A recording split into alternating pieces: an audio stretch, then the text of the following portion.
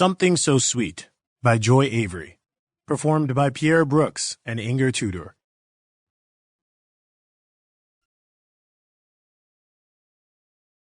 Chapter 1. Lunden Pierce liked Dick. However, she liked him more when he wasn't dropping colossal problems at her feet. Then again, whose feet would he drop them at other than those of the esteemed mayor of Honey Hill, North Carolina?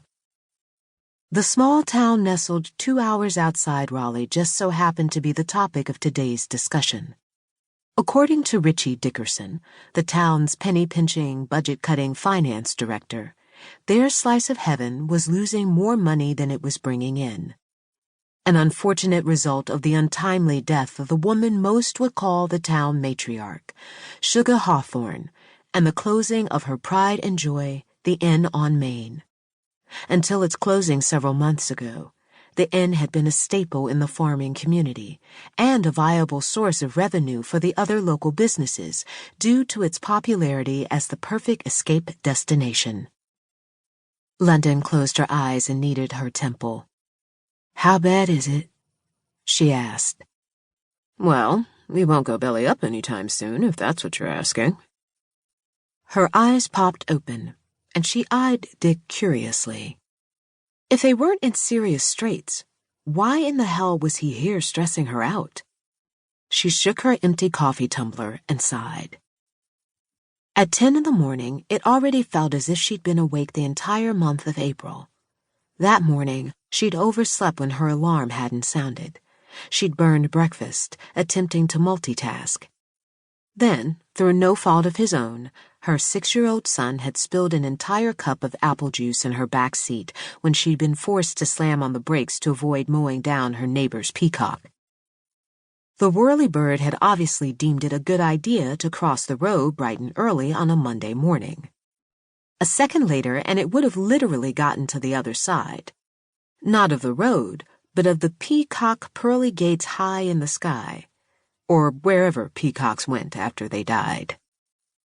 Thank God she hadn't hit it. She would have never lived it down, especially if Lady Sunshine had gotten wind of the news. Lady Sunshine was many things to Honey Hill, including their walking, talking gazette. If she didn't know it, it wasn't news. The actual town paper, the Honey Hill Herald, had actually blamed Lady Sunshine for its decline in subscribers.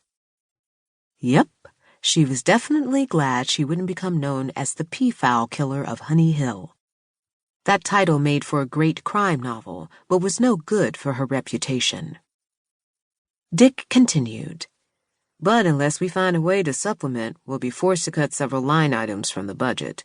The square renovation, updated playground equipment for the park, new provisions for the sheriff's department." Heck, it wasn't like they were crime central. The HHSD's provisions should still work like new, as they were rarely put to use. About the only criminal activity they saw in Honey Hill was Old Man Patterson and Sam Whitman, rival farmers, trying to kill each other every time Sam Whitman's pet raccoon moseyed onto Old Man Patterson's farm and terrorized his bevy of peafowl. "We'd also have to scrap plans for the community pool," Dick said. This drew Lunden's immediate attention. Dick eyed her as if expecting a reaction.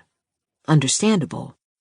She'd been the one who'd painstakingly convinced the city council to approve the costly addition to the state-of-the-art community center, another one of her crusades. Though that one hadn't been so difficult to pass, because she'd had the full support of Miss Sugar.